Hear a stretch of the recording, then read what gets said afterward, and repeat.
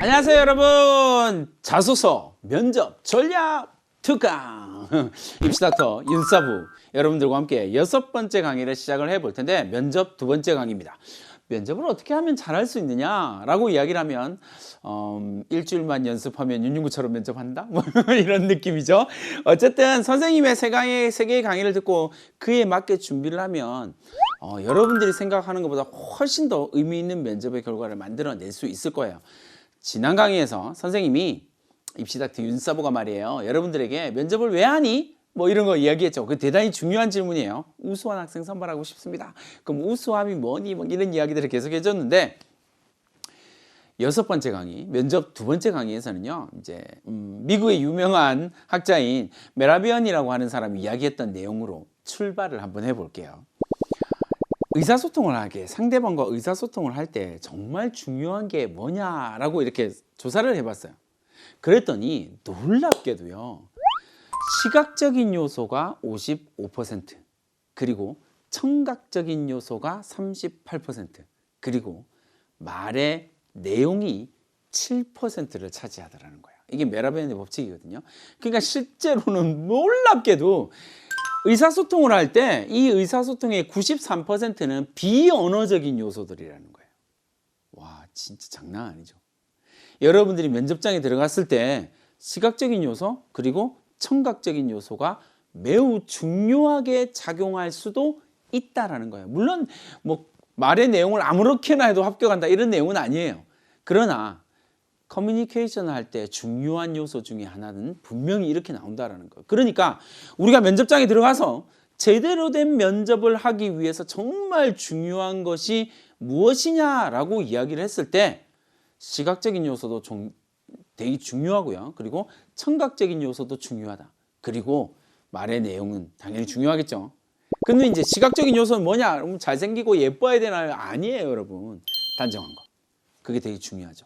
그 다음에 2번째, 이게 좀 더 많은 설명을 해드리고 싶지만, 여학생들 머리를 계속 넘겨요. 머리를 계속 넘기고 머리 계속 만지작거리고요. 남학생들은 하염없이 눈을 바닥으로 깔아요. 눈을 못 마주치더라고요. 면접관과 눈을 마주쳐야 되거든요. 이게 시각적인 요소의 가장 중요한 거예요. 면접관과 눈을 마주치는 것. 시각적인 요소.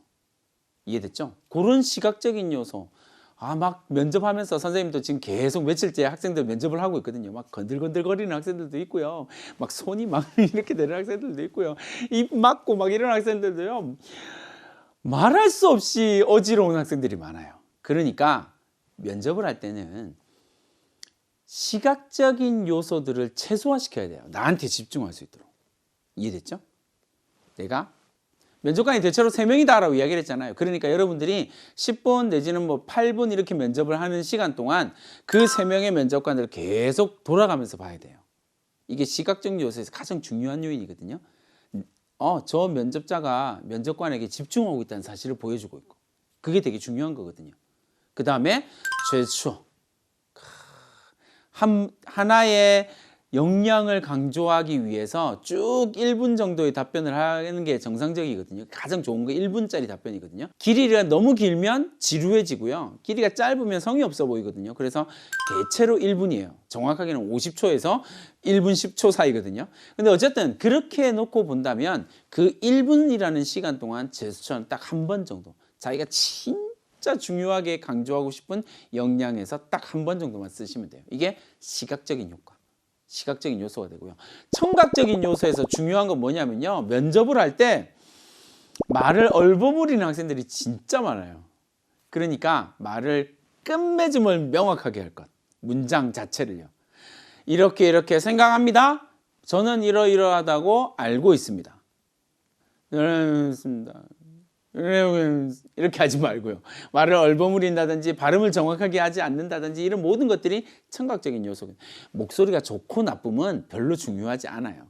그걸 얘기를 하는 게 아니라는 거예요. 그러니까 청각적인 요소도요, 뚜렷뚜렷한 말. 그러니까 실제로 선생님이 지금 여러분들한테 강의하고 있는 톤이 가장 면접에서는 가장 좋은 톤 정도 되거든요. 그러니까 여러분들이 생각하는 것보다 톤을 조금 올려, 평소에 이야기하는 것보다 조금 더 올려줘야 청각적인 효과가 확실히 나게 된다라고 하는 건 여기까지가 메라비언의 법칙이다.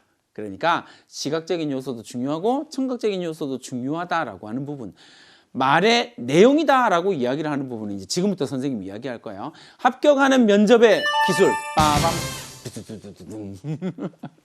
첫 번째로 이야기를 할 때는요, 말해 못해요. 연습이 최고를 만듭니다. 묵직한 울림이다, 그죠?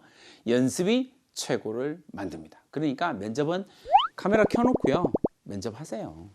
엄마, 아빠, 동생, 친구 앉혀놓고 면접 준비하세요. 연습하세요. 그런데 사람 앉혀놓고 하는 것보다 카메라 하고 켜놓고 하는 게 훨씬 좋거든요. 왜요? 내가 봐야 돼요. 모니터링요.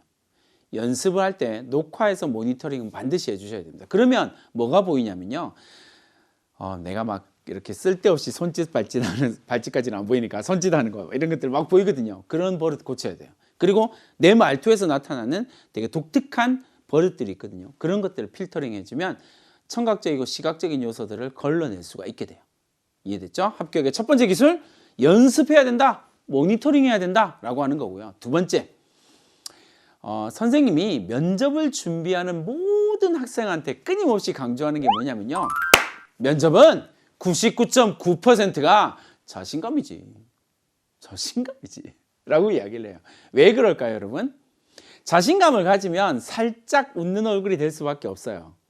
그죠? 난 자신감이 있으니까. 왜냐하면 대단히 단순하게 생각해 보세요. 면접을 하러 간다라는 말은 뭐냐면 면접관들이 나에 대해서 질문하는 거예요. 누구에 대해서 질문하는 거라고요? 나에 대해서요. 세상에서 나를 나만큼 잘 아는 사람은 없어요. 그러니까 우리는 이 사실을 깨닫기만 한다면 면접은 무조건 합격할 수밖에 없어요. 자신감으로 충만. 왜? 내 얘기를 물어볼 거니까. 나의 학생부, 나의 자소서를 물어볼 거니까, 내 얘기를 물어볼 거니까 나는 합격할 수밖에 없는 거죠. 세상에서 그걸 제일 잘 알고 있는 사람은 나. 그러니까 자신감을 가지고 들어가는 게 제일 중요해요. 그게 웃는 얼굴로 나타날 때 120% 합격. 자, 세 번째요. 이거 진짜 중요한 것 중에 하나 알려드릴게요. 합격하는 면접의 기술 가운데에서 가장 키포인트요. 뭐냐면 두 갈씩 답변이에요. 이건 어디 가서 알려주지도 않을 거야. 정말 두 갈씩 답변이요. 질문을 이제 그 면접을 갔을 때 이게 학교마다 조금 다르게 나타나고 학교의 유형에 따라 좀 다르게 나타나는데, 어떤 학교는 종이에다가 이렇게 선택 질문을 적어서 추가 질문 없이 진행하는 학교도 있고 막 그렇거든요. 근데 어쨌든 질문이 나왔어요. 그래서 책을 많이 읽은 학생, 아까처럼 책을 많이 읽은 학생이라면 책에 대한 질문을 한단 말이에요. 그러면 당신의 중학교 생활에서 가장 인상 깊었던 책과 그 이유를 설명해 주세요 라고 이야기를 하면, 그 질문에 대한 답변은 어떻게 나와야 되냐면, 저의 중학교 시절에 가장 의미 있는 책은 무엇입니다. 왜냐하면, 어떤 말인지 알겠어요? 면접관들이 질문을 했어요. 그 질문에 대한 꼬리를 달고 반복해서 질문을 한 번 더 확인하고 정리를 하는 거예요. 그렇게 정리를 해야 답변이 옆으로 안 새요. 그 면접을 하다 보면 답변이 옆으로 산으로 가가지고요, 막 진짜 뭐 이상하게 막 끝나는 경우들이 허다하거든요. 그러니까 그걸 막을 수 있는 방법이에요. 면접관이 질문을 했습니다. 그럼 그 질문에 대한 그 질문을 한 번 더 반복하는 거예요. 그리고 두 갈씩으로 답변을 합니다. 저는 제 중학교 생활에서 가장 의미 있었던 책은 무엇입니다. 왜냐하면, 두 갈씩 답변이죠. 이렇게 하면 방향이 틀어지지가 않아요. 답변 방향이 틀어지지가 않거든요. 부차적이고 이중적 횡설수설하는 이야기들이 다 날아가요. 내가 이야기했던 것에 집중하게 되거든요. 면접에 진짜 중요한 스킬입니다. 됐죠? 자, 그 다음에는요, 이건 내 얘기라고 했잖아요. 그러니까 이 면접을 할 때는 내가 경험한 그 활동에 적절한 사례가 필요해요. 그 사례는 누구만 만들 수 있어요? 나만 만들 수 있습니다.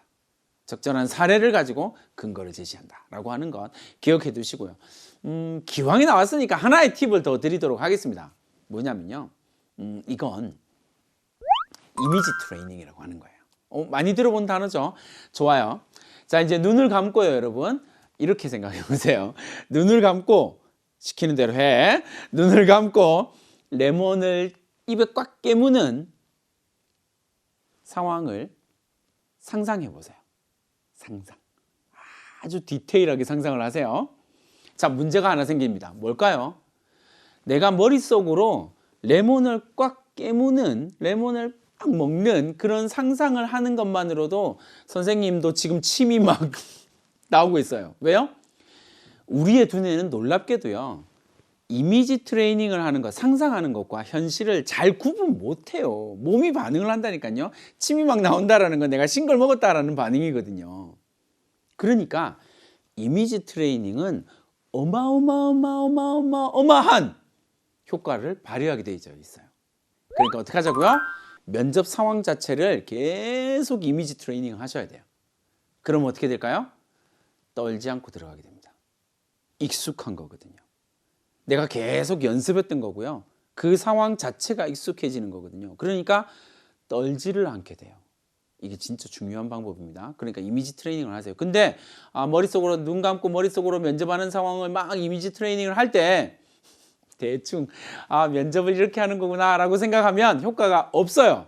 이미지 트레이닝은 우리 두뇌는 이게 구체적으로 상상하면 할수록 그걸 사실로 인지하게 되거든요. 그러니까 이미지 트레이닝을 할 때 제발 정말 사실적으로 디테일하게 이미지 트레이닝을 한번 해보세요. 그러면 자신감이, 상황에 대한 자신감이 자꾸 생기거든요. 면접에서 그게 진짜 중요해요. 익숙함. 이 면접장 내가 익숙해진다. 그게 어떤 고등학교라고 하더라도 여러분, 사실 여러분들 중학교에 있는 그 교실과 차이가 나지 않아요. 면접장은 여러분들 중학교 교실하고 크게 차이가 나지 않거든요. 그러니까 이미지 트레이닝 하기가 딱 좋아요. 그런 이미지 트레이닝을 통해서 합격하는 면접의 스킬들을 꼭 가져가시기를 바라겠습니다. 알겠죠? 자, 이제 두 번째 면접 강의까지 마쳤고요. 마지막 면접 파이널을 선생님이랑 함께 진행할 텐데 기대하셔도 좋습니다. 막 스킬들, 노하우들을 막 공개할 테니까 7번째 강의에서 만나도록 하겠습니다. 안녕!